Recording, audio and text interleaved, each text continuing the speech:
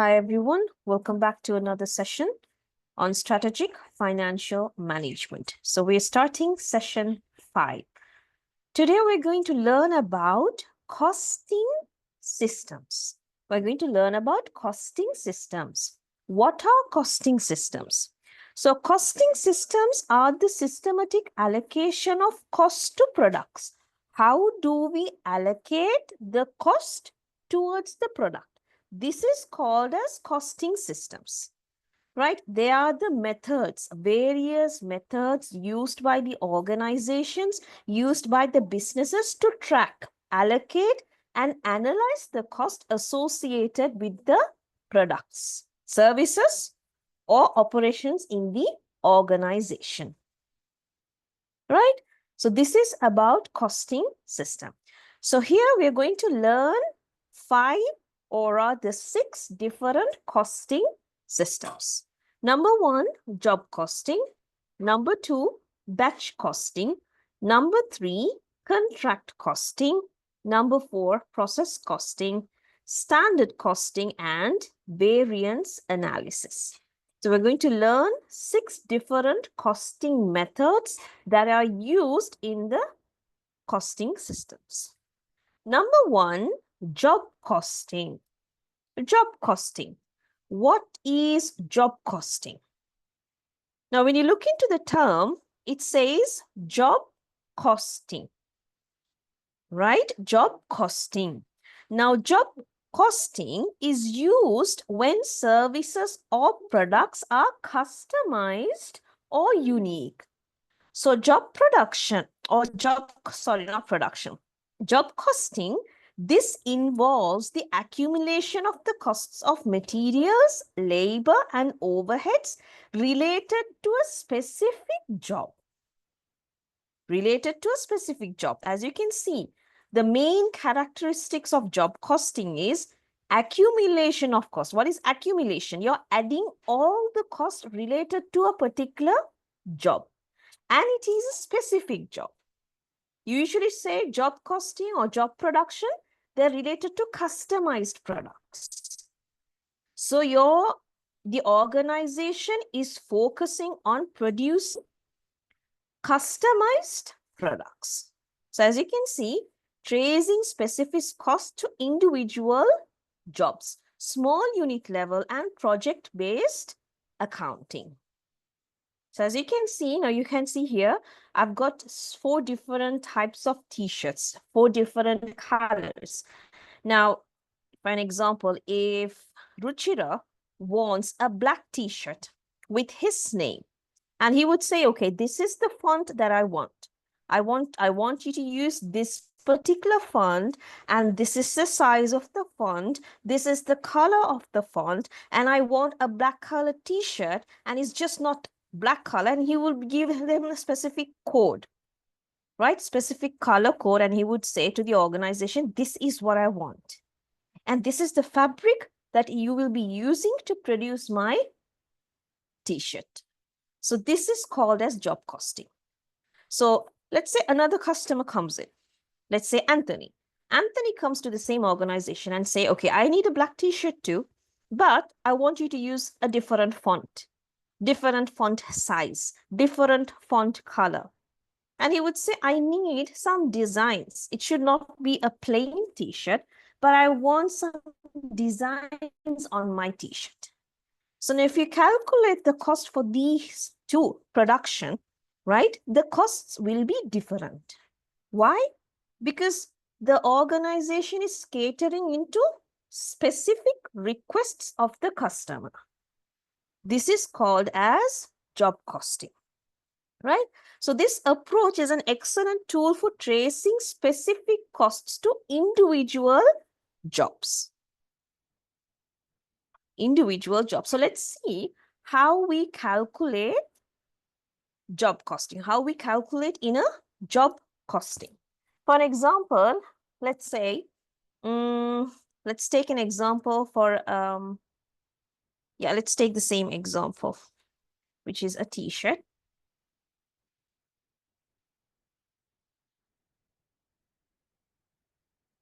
Let's say for the fabric, there will be a cost, let's say $10.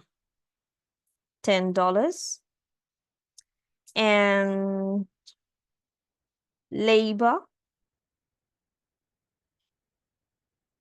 no, let's make it a little more expensive. Let's say 30, because it's customized. And then labor charge, let's say 15 per t-shirt, because as you know, it's customized, right? So labor, when you choose your labor, you have to make sure that this particular labor is skilled in what he or she does, right? So labor and overhead. So what are the overheads? This could be rent, electricity, and other overhead costs. So let's just take a number, say 10. So now the addition of fabric, which is material, labor plus overhead will give you the total cost of the product, which is the t-shirt, right? So this is called as job costing. Understand? Now let's move on to, yes, how job costing is done. So I gave an example with t-shirts. So I'll use the same. I'll give you another example. Now here, just imagine that you have, let's pick up a few people. Let's say Zahra, Nimansa, and Kaushi. So they've decided to go for a girls' day out. And they say, okay, let's meet at this particular cafe at this time. And then we're going to order coffee. So we have 3 people here, Nimansa, 3 individual people, Nimansa, Kaushi. I think well, let me see the spelling. I think I spelled it right. Yes, I did. And Zahara,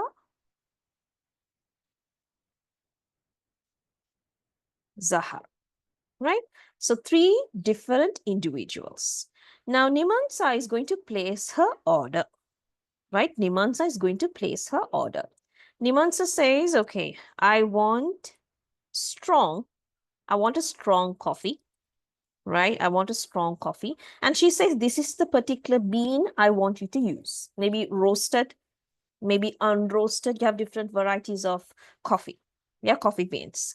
And then she says, I want almond milk instead of other milk, maybe soy milk, cow's milk, you have goat milk. She says, no, I don't want any of those. I want almond milk in my coffee.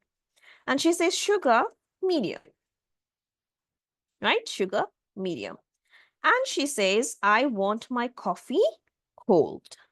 So this is Nimansa's order, Nimansa's preference. And then let's go to Kaushi's order. Kaushi says, I want my coffee strong. Again, she wants a strong coffee. And preference of milk, she says, I need cow's milk in my coffee. Sugar, let's say, again, medium. Now let's say she wants more sugar, right? More sugar. And she says, I want my coffee served hot, right? Hot. Now coming to Zahra. Zahra, again, she says, no, I don't want a strong coffee, right? Just a regular coffee. And she says, let's say her preference is also cow's milk. And she says, just a little bit of sugar. I don't want more sugar. Little. Sugar, little. And then she says, I want it warm. Not hot, not cold, but I want it warm. As you can see, these are 3 different orders. So can the barista, the coffee maker, the barista, can he, right? Can he make a whole lot of coffee? Yeah, maybe say can he make coffee that is filling 3 cups at once, or has he got to make these specifically, or I would say separately? He will have to start making these coffees separately. Why? Because the preferences are different. Nimansa's preference is different than Kaushi. Kaushi's preference is different than Zahra. So this is how job costing is done. So when the coffee maker is preparing the coffee, he would make Nimansa's first because she placed the order first, hand it over to Nimansa, then go to Kaushi's order, hand it over to Kaushi, and then go to Zahra. As you can see, job costing means they are focused on producing customized product. Customized product. And sometimes, not sometimes, most of the time, the products that are produced under job costing, they're quite expensive than the other costing methods, right? Because they have to look into specific customer requests. Now, this is job costing. Now, let's see who uses job costing. Who uses job costing? Now, job costing is used by many people. As you can see, hospitals, doctors, engineers, lawyers, law firms, accounting companies, advertising firms, distribution companies, right? All these entities will be using job costing. Now, let's take an example, a hospital. How is job costing implemented in a hospital? What do you think? Who can tell me?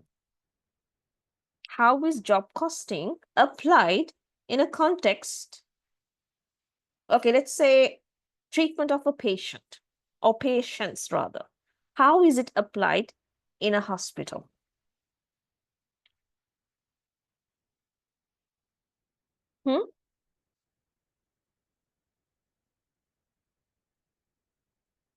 No response. It's okay even if the answer is wrong. I just want you to give it a try. No? Okay. Let's say, now when it comes to a hospital, right, the doctors or the hospital will get different patients, right? Different patients. Specializes. I don't quite understand what you're trying to say. But anyways, what this means is when it comes to job order costing, right? And if it is related to a hospital, now the hospitals will be, or they will be focusing on providing the service to different patients. Yes, first they will look into the patient's condition, diagnose the patient. What is wrong with this patient? Right? What is wrong with this patient? So patient A will have a different problem. Patient B will have a different problem. Patient C will have a different problem. So first thing is diagnosing.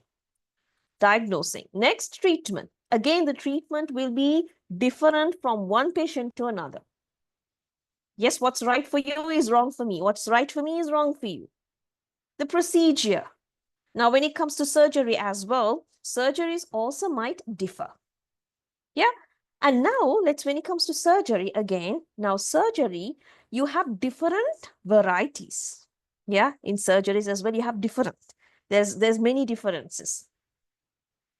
Different surgery. So there are specialized doctors who are into the surgery, which means different labors. So you will be getting another doctor. I will be getting a different doctor. Same with the treatment. You will be getting a treatment that is different from mine. Now, this is how job costing is applied at a hospital. Next, we're moving on to batch costing. Batch costing, this is a very interesting type of, or interesting method, interesting costing system, batch costing. Now, what is batch costing? Look into this. Batch costing is a type of specific order costing where each batch is treated as a cost unit. I've explained the term cost unit before. So batch costing is a type of specific order costing where each batch is treated as a cost unit. Costs are accumulated and calculated separately for each batch, which contains a number of similar units. This is batch costing. Let's look into the features of batch costing. It's a variation of job costing. Batch costing is a variation of job costing. Batch is a unit for cost calculation. Each batch is given a separate number, and the output of a batch is identified by the number of the batch recorded on each unit of output of batch. Unit cost of a product varies with the size of the batch. So batch costing is a method of costing used by the concerns which produce an identical product or many components in large number of times. Now, usually batch costing method is applied in organizations where the products are identical. Right, so where products are identical. You can see here cupcakes.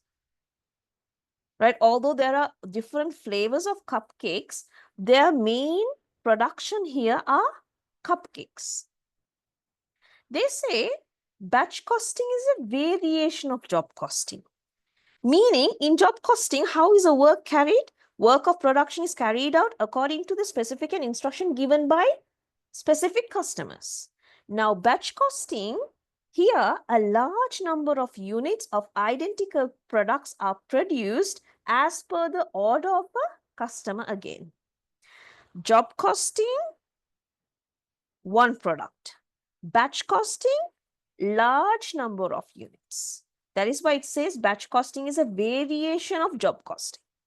Next, batch is a unit for cost calculation. In a batch, the units of identical products may be in hundreds, thousands, but each batch is regarded as an independent unit and its total cost is equally divided by the number of units produced. I'll work out an example. I'll do a calculation so you'll understand it better. And then it says each batch is given a separate number and the output of a batch is identified by the number of the batch recorded on each unit of output. Meaning, for an example, let's say, okay, let's take the same example of cupcakes. So imagine that the organization has produced a batch, right? The organization has produced a batch of cakes and this particular batch has or it contains 12 cupcakes, right? 12 cupcakes. And then let's say another batch. Again, 12 cupcakes. Another batch. Again, 12 cupcakes. Right?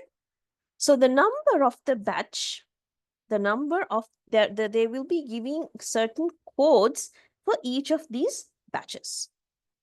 So say for an example, and they'll be given, as I said, they'll be giving numbers to these batches. Say this is, let's say 1, 2, 3, 4. 1, 2, 3, 4. Choose a different color. This is 5, 6, 7, 8. And this is 9, 10. Okay, 9101. Batch numbers.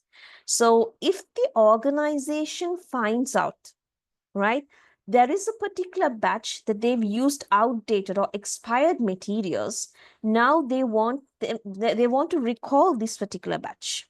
So if they find out this particular batch, the cakes that are produced in this particular batch, you know, they've done a mistake, the organization has done a mistake, the labor has done a mistake, they've used outdated or expired ingredients to produce these cakes, and it is harmful. You can't sell it, right? It is harmful. So before it goes to the final customer, they will recall this batch. How? Batch number. So each of these 12 cakes, right, they have this batch number.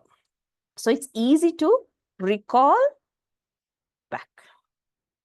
So this is batch costing. So this is in case something wrong happens.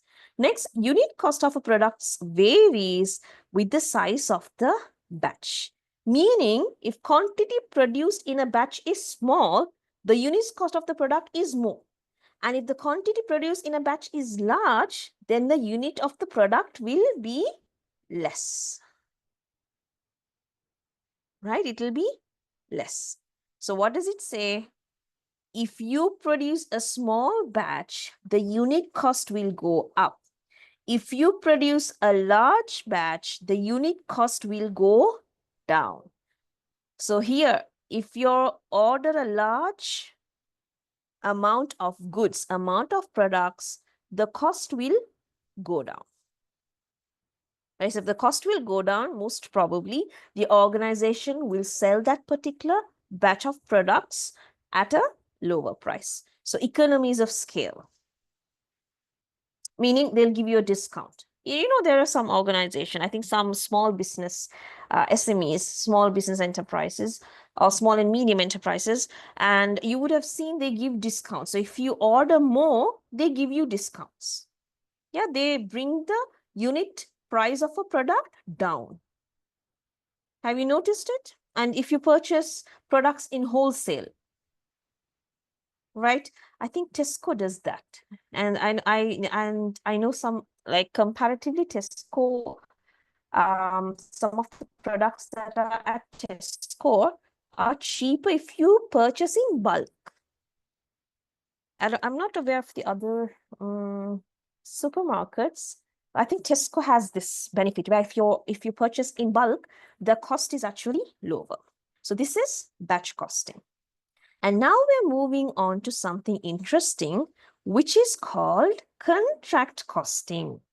Contract costing, right? Contract costing. So just the term contract costing. What is contract? You and I come to an agreement, right? Contract is where one person or two people or maybe two groups of people, they come to an agreement. And contract costing, this system is used for long-term, large-scale projects where there's a lot of work to be done. Work is complex. So, and these costs are accumulated over an extended period, So contract costing is usually used or mainly used in civil construction and engineering projects. Construction of bridges, building of ships, road and railway lines. So this is based on contract. I think now at present, some of the organizations or people, individuals, they build buildings or houses on a contract basis. Yeah, on a contract basis. So the organization and the build, okay, I'm going to give you 2 years. These are the costs. This is what I want you to cover. They come to an agreement. 2, 3, 4, 5 years, depends on the complexity of the project. Right? So contract costing is a form of specific order costing. So it is applied to contracts where the contract or the work is going to take a long time to complete. So, and when you see this, if it's a long time, if it takes a long time to complete, say for an example, 5 years, then this contract falls into different accounting periods. Yeah, different accounting periods. Yeah, just think about it. So usually you know that one accounting period is 1 year. And if it is a contract-based costing system or contract-based long-term project, so if it is a 5-year project, so you will have 5 different accounting periods. Clear? So contract costing, as I told you, they're used for complex work like railway, construction of bridges, engineering projects. And next, let's move on to the features of contract costing. Contracts are undertaken to special requirements of the customers. Again, when it comes to contract costing, you have specific projects, specific requirements of the customers, right? Specific requirements of the customer. For example, if you and your friend are planning to build a house, Your friend's plan will be different from yours. The architecture, the interior designing, the plan, it will be completely different. Yeah, so that's why it says it is undertaken to special requirements of the customers. Duration of contracts are relatively long, and it's relatively long, or majority of the times it's long, but it's not necessarily, it shouldn't, or how do I say? It doesn't have to be necessarily long-term contract. Clear? So it does not, there are exceptions. There are exceptions where some of the projects will be less than 1 year. Right? Next, contract work is done on the sites, unlike manufacturing under a roof. Yes. So when it comes to job production, batch production, the production occurs. The production occurs under their different departments, under the organization's department, their manufacturing unit. When it comes to contract, where do they do their work? On the sites. So on the land where the building is supposed to be built, right? On the organization's place, contract work is done. So contract work mainly consists of construction activities, mainly on construction activities. So this is contract costing. Let's go through this again. So we learned about job costing. What is job costing again? Job costing is a method of cost allocation where costs are assigned to specific job, tasks, or project. So each job is treated as a separate unit, right? Separate entity. Now, this is job costing. As I said, direct costs, labor cost, or I would say, let's say material, labor, overheads, separate. And then they're accumulated together to find out the final or the total cost of the product. Clear? Cost accumulation. So, as I said, you have 3 or 4 or 5 different costs, and they are treated separately because they are different jobs. And finally, they will be adding the costs all together to find out the total cost of the product. This is job costing. And next you have batch costing. Right, batch costing. I'll take one example. Right, I'll take one example and explain job, batch, and contract costing. So I'll take the example of the hospital. Right, I'll take the example of the hospital. So for an example, let's say under job costing, how it works. So a patient undergoes a surgery. So imagine a patient is undergoing a surgery, maybe a heart surgery or whatever the surgery is. So the hospital will assign all the direct costs, such as the surgeon's fee, anesthetic charges, say surgical materials used like gloves, stitches, thread, and the use of the operating room. So addition to this, a portion of the hospital's overhead cost will also be added to the final cost, to the final bill. Yeah, so you have the surgeon's fee, anesthetic charges, surgical materials, use of the operating room. These will be the main costs related to the surgery. And additionally, a portion of the hospital's overhead costs like administration, facility maintenance will be added to the final bill or the total of the bill. So this is job costing. And as you can see here, surgeon is one job, right? Surgical material is another job. Administration is another. So 3, 4, 5 separate jobs are bought together and the costs are accumulated together to get the final or the total cost of the product. This is how job costing works. And now what is batch costing? So batch costing is a costing system used when products or services are produced in batches or groups. So in batch costing, you produce products in large quantity. And they are produced in batches. And each batch can be separately identified. Remember, I put these 3 boxes and I said 12, 12, 12, and each of these batch are given batch numbers. So they're 3 different batches. So they're separately identified. So this system is suitable for situations where multiple identical similar products are produced in a single production, batch costing. So let's apply this in a context of a hospital. So in hospital, batch costing is often applied to routine services, right? Something that is continuously done, right? Routine services, like for an example, when a surgery is done or before a surgery is done, there are certain procedures, there are certain processes, there are certain regulations that everyone has to follow. And this is common to any surgery. Batch costing, right? So this is batch costing. So any processes, any routine work that is related or common to all these surgeries, before they start, okay, this is what has to be done. Whether it's a heart surgery, brain surgery, kidney surgery, whatever the surgery that the surgeon is going to do, different surgeons are going to do, the procedure is the same. So before you start the surgery, this is what you have to do. Now this come under batch costing. Clear? And then I can give another example. Say for an example, a batch of patients having the same diagnosis, let's say cancer. So cancer, a common treatment is chemotherapy. So chemotherapy will be like the batch cost. Clear? Or rather the costs associated with chemotherapy will come under batch costing. Next, contract costing. So contract costing, again, in a nutshell, these are used for long-term, large-scale projects or contracts where the scope of work is complex or detailed. There's so many steps and procedures that you have to follow up to get the final product. This is contract costing.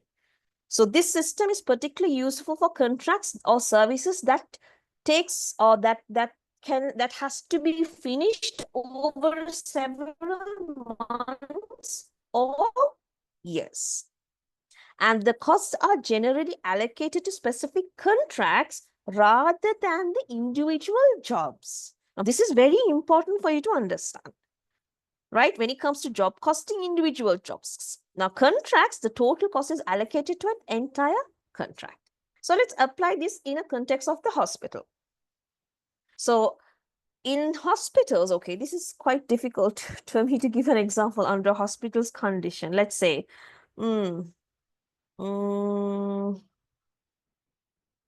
yeah, okay, yes, I can give this example. So for an example, contract costing can be applied to long-term treatment plans or specialized services that can be outsourced or specialized services that is requested by the hospitals for the hospitals to be done.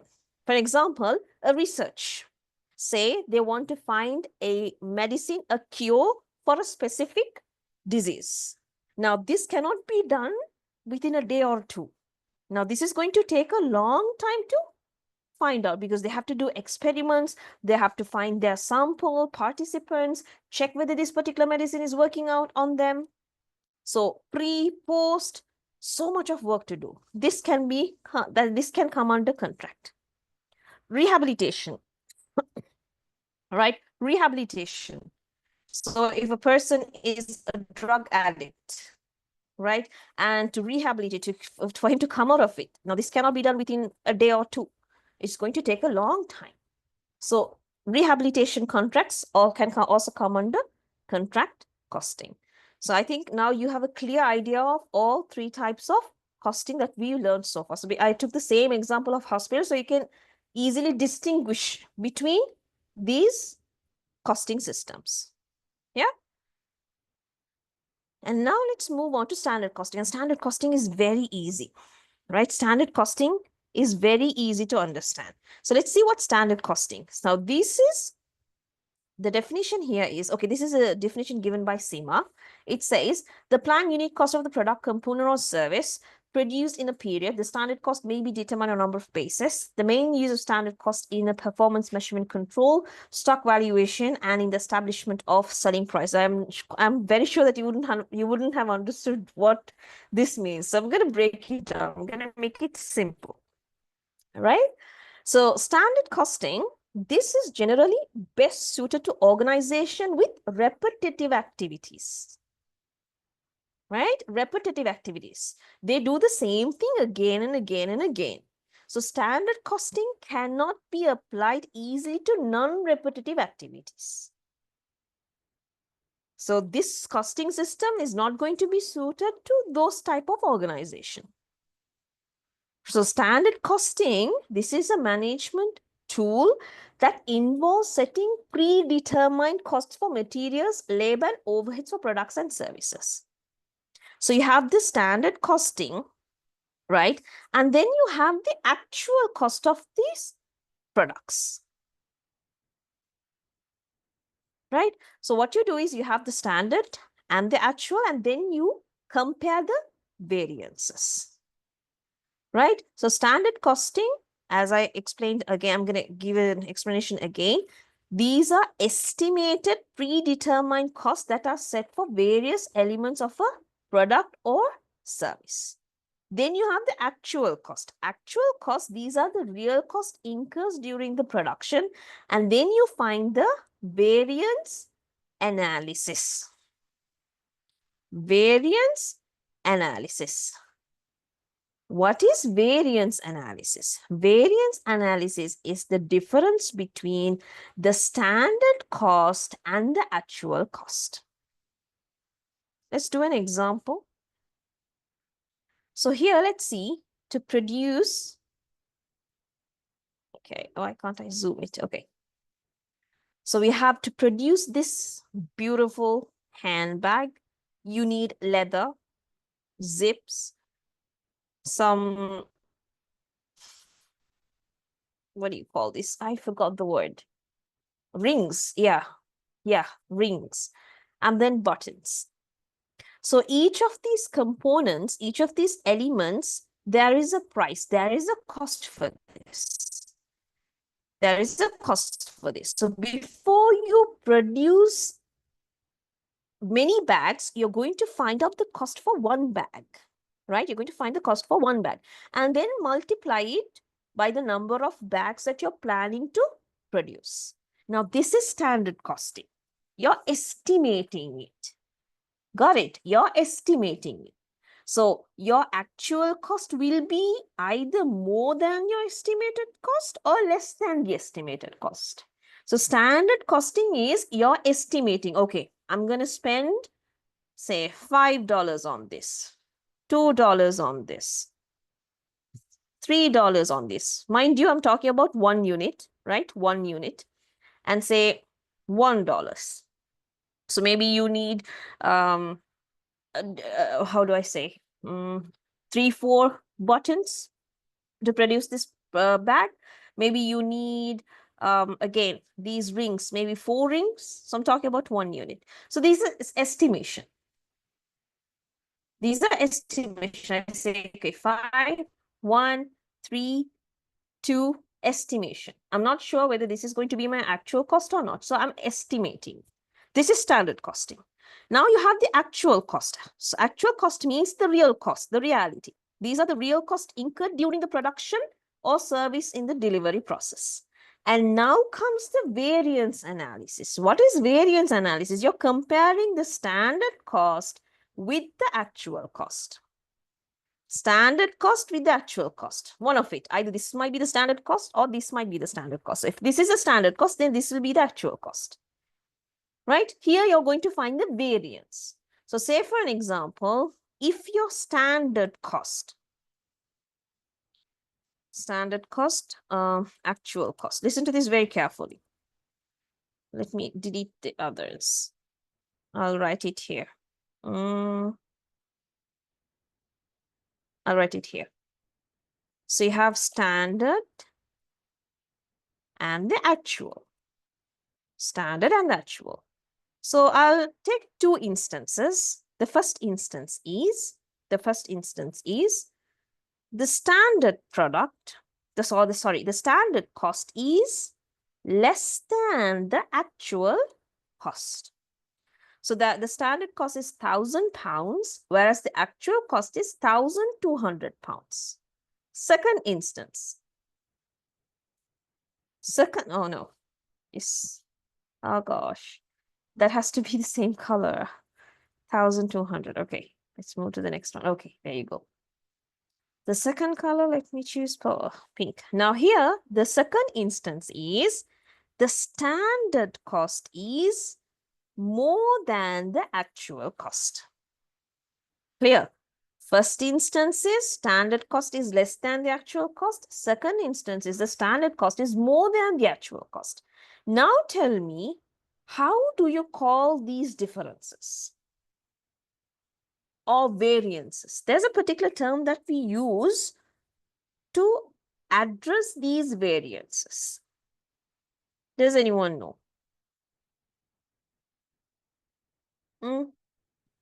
Actual minus standard is unfavorable, right? Actual minus standard. Standard is Is unfavorable. it the first instance or the second? Okay, let me name it A or A, B. Which Let's name it A, B. Okay, which one is A, unfavorable? Which one is A, favorable? A is unfavorable A and is B is favorable. excellent. Unfavorable. A is unfavorable. Why? Because the actual cost is more than the estimated Standard. cost. So this is an unfavorable variance.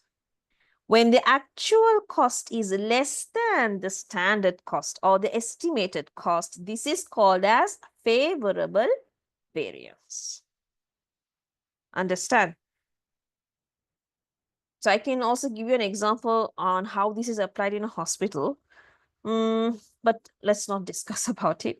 Let's move to the next one, which is process costing, because we only have a few more minutes. Now we're moving on to process costing. Now, process costing is something completely different from the rest of the costing systems. Right? Process costing is completely different from the rest of the costing system. Now, process costing is a methodology that is used to allocate the total cost of productions to homogeneous units or identical units produced via a continuous process that usually involves multiple steps or departments.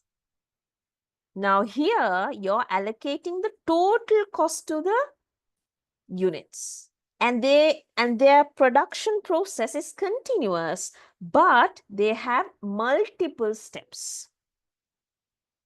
Multiple steps, multiple process. And that is the reason you call this process costing. That is the reason you call this process costing. Right?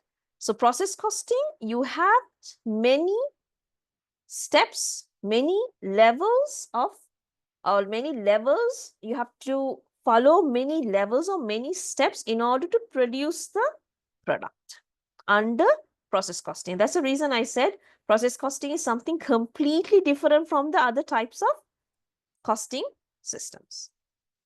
So we have an example here.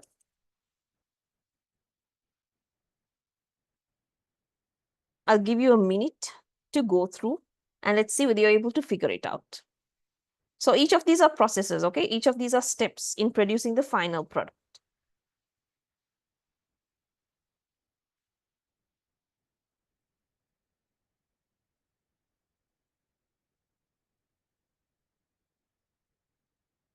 Okay, so here, this is a wine production or wine industry. So production processes, you have many production processes. Number one, you're going to harvest the grapes. Let's say grapes. I'm just taking grapes because you can see grapes in the picture. So I'm going to stick with that.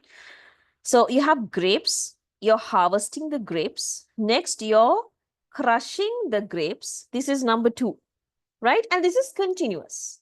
Are you going to stop when you're done with one bottle? No, you're going to continue it again and again, but it's repetitive. So harvesting, crushing, crushing, pressing the grapes, fermentation, aging, bottling, labeling, shipping. And then you repeat the process. Again, you start with harvesting, crushing, pressing grapes, fermentation, aging, bottling, labeling, shipping. This is process costing. Now, you might ask me, what is the difference between process and job costing? Now, when it comes to job costing, costs are accumulated, or costs are related to individual jobs or orders. In process costing, you are accumulating the cost by processes or departments. right? You're looking into the process rather than the individual jobs done in the organization. This is the difference between process and job costing. And process costing is usually used in organization where they produce mass production, right? Where they produce in large quantities, identical products in large quantities, like chemicals, food, right? Food, where you produce large quantities, large similar quantities. And again, when it comes to process costing, it is continuous, right? It is continuous, as a continuous flow.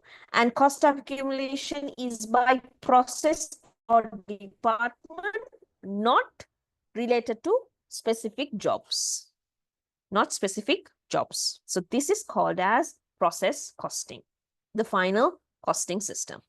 So there are important terms that you have to remember when it comes to process costing, which is normal loss, abnormal gain, work in progress, and scrap value. Now let's see what is a normal loss. Normal loss is the term that is used to describe normal expected wastage under usual operating system, meaning this cannot be avoided. This is normal. This will happen, right? It's inevitable. So when there is a production process that is related to a particular organization, and normal loss is something that would definitely occur. You can't control it. For example, evaporation. Evaporation. Now, when you're producing the wine, right? When you're producing wine, there are certain instances where some of the wine will be evaporated. Can you control this? No. It's normal. It's a natural process. It is going to happen, right? This is called as normal loss, right? This is called as normal loss. Next, you have abnormal loss. Now, abnormal loss refers to any loss that exceeds the expected or normal loss during the production or service delivery process. Now, normal loss, it is inherent to the process. It is inherent to the process, but abnormal loss is unexpected, right? So it could occur due to inefficiency of the production, so inefficiency of the labor, carelessness, breakdown, right? There's no proper organization, right? There's no organization. It's all a mess. So abnormal loss can occur in these instances. So again, these are losses that can be avoided under supervision, right? If you do your quality inspects, abnormal loss can be avoided, right? Can be avoided. So when there are abnormal loss, you identify the abnormal loss, and what do? You take corrective measures to fix it. Normal loss, you can't do anything about it because this is inherent to the process. And now you have abnormal gain, right? Abnormal gain, it is the opposite of abnormal loss, right? It is the opposite of the abnormal loss. So what is abnormal gain then? This is a situation where the actual outcome in a production or service process exceeds the expected or normal output. This is abnormal gain. So here I have defined it in simple words. Abnormal loss occurs when a loss occurs over and above the normal expected loss. And abnormal gain, this occurs when the actual loss is lower than the normal loss. For an example, say, I'll just take a number. Let's say 1,000. Just for you to understand, right? Let's say 1,000 normal loss, right? 1,000 normal loss. If 1,500 occurs, right? 1,500 occurs, this is abnormal loss. The difference, abnormal loss. If it is 800, the difference will be the abnormal gain, meaning the actual loss is lower than the normal loss. When the loss is lower than the normal loss, it is actually an abnormal gain. When the loss is more than the normal loss, abnormal loss. Clear? I hope it's clear. I think it's not that complicated to understand. I'm trying my best to explain it to you in a simple manner. And that's why I'm taking the class very slow, because these concepts are very important for you to understand the other sessions, the upcoming sessions. So that's why I'm taking this class very slow. I might increase my speed, and I might increase my speed in the future. That's the reason I struggle to get my words, because when I go, how do I say, when I start speaking slow, it's quite difficult for me to come up with words. When I speak fast, it's easier. Next, work in progress. Like, what is work in progress? Now, this is something that you are aware of. You come across this in manufacturing, when you've done manufacturing accounting for your maybe ordinary level, advanced level, you'd have come with this term. You would have come up with this term. You'd have seen this term, work in progress. Meaning working, I think I taught this yesterday, did I? Yes, I did. I did teach you about finished products and WIP. Yes. Anyways, work in progress refers to the goods that are in the intermediate stage, meaning it is not yet completed. Right? It is not yet complete, maybe 30%, 50%, 40%. So these products are not in a position to be sold. They cannot be sold to the final customer. So they are called as WIP, partially manufactured.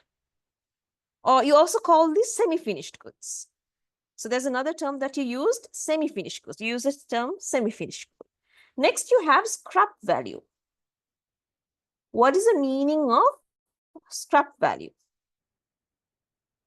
What is the meaning of scrap? The outcome of a loss that can be sold for a small value is known as scrap value. Okay. Again, scrap value, you have scrap value under depreciation as well. Okay. There is something called depreciation. So you have scrap value under depreciation as well, which is quite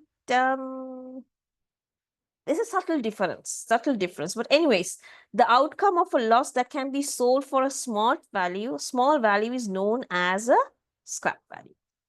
So usually scrap value, this particular term is used mostly under depreciation for fixed assets. Okay, so what is depreciation? Depreciation means you allocate a small amount, you allocate a percentage from your original purchase amount every year. Right? That is depreciation. I can work an example with you. I don't think you need depreciation.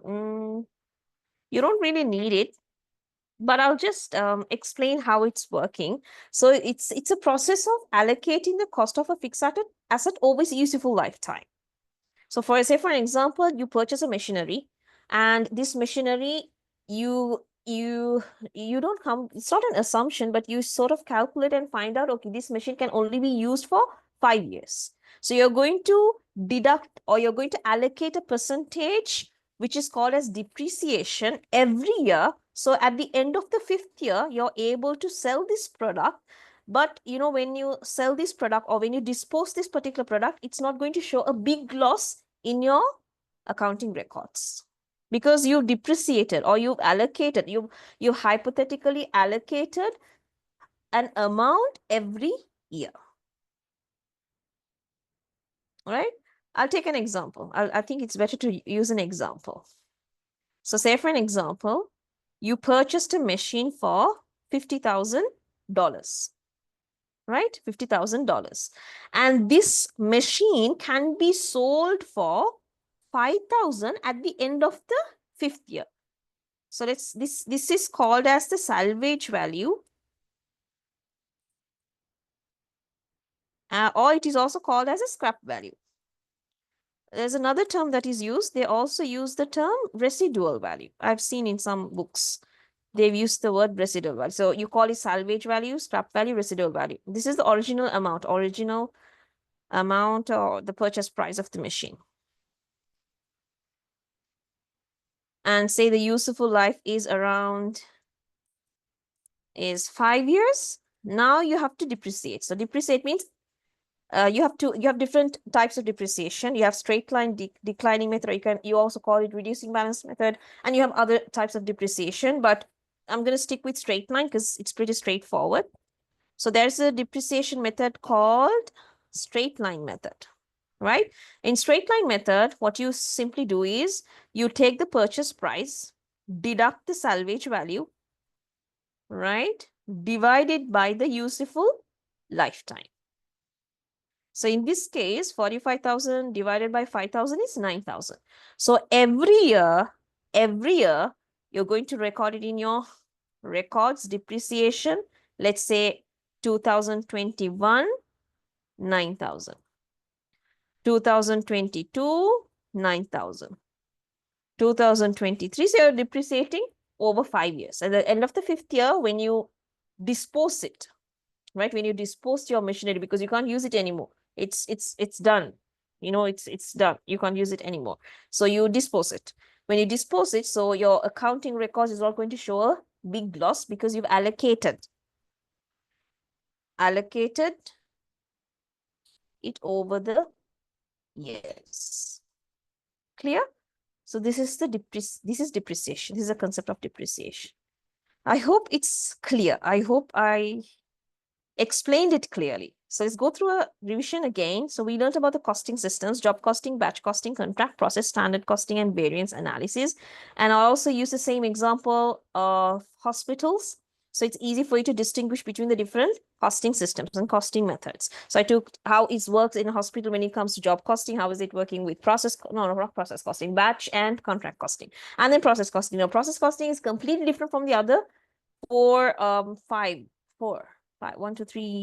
right? 4 costing methods that we learned because, so 5 costing system that we learned because process costing is a repetitive and it has multiple steps in producing the completed product, right? So this is about costing systems. Thank you so much for attending the session today. I'll see you all next week with another session.